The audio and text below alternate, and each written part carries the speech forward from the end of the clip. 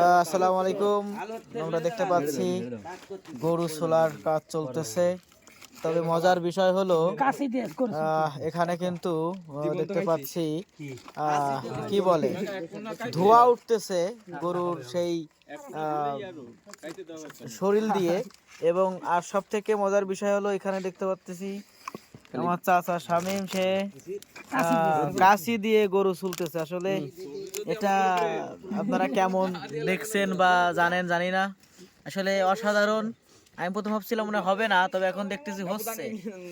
কাশি দিয়েই কিন্তু গরু ছুলে ফেলতেছে।